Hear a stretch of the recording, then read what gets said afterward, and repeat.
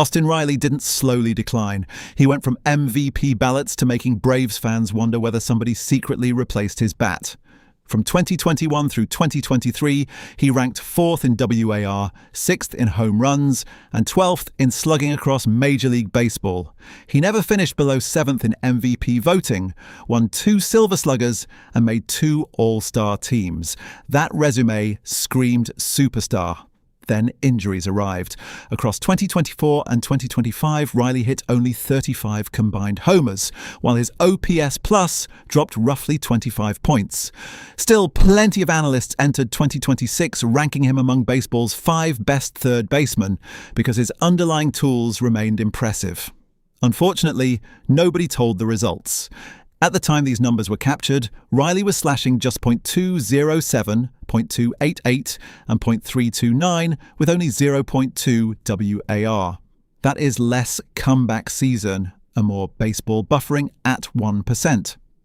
Among MLB players with at least 80 games, his average on-base percentage, slugging, OPS, and OPS plus were all inside the bottom 20, not the bottom 20 third baseman, the bottom 20 everyday players. So how did an MVP candidate fall this far? Strangely, this doesn't look like a player whose physical ability suddenly disappeared or whose body simply became old overnight. His sprint speed, defensive range at third, and bat speed remain fairly similar to what they were during his best seasons. The defensive limitations are still there, but so are the running ability and raw swing power. Physically, this is still Austin Riley. The problem appears when we examine what those tools are producing. Almost every important result has deteriorated from last season. Average exit velocity, barrel rate, expected slugging, expected WOBA on contact, and hard hit percentage have all fallen toward career worst levels.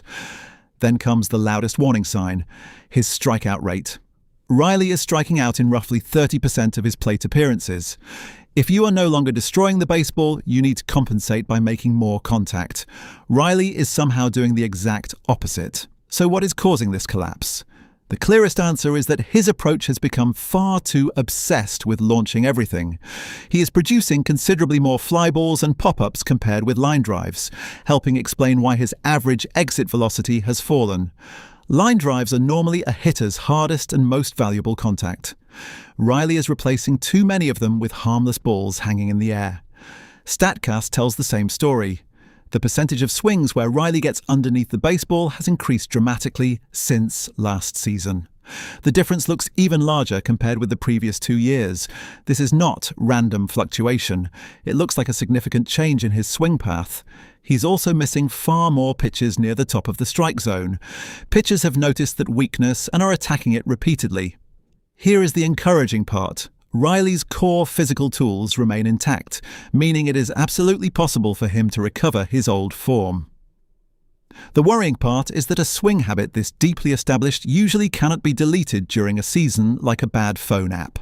That means his 2026 campaign may already be heading toward a lost year, even if the adjustments eventually begin working. That is the last thing Atlanta needs while the team is already struggling and attempting to survive injuries to several important players. So what do you see? A broken hitter, an injured superstar, or one adjustment away from making this entire video look ridiculous? Drop your verdict below. If you enjoy baseball without the sugarcoating, subscribe to Diamond Rush. I'll bring the evidence, you bring the arguments.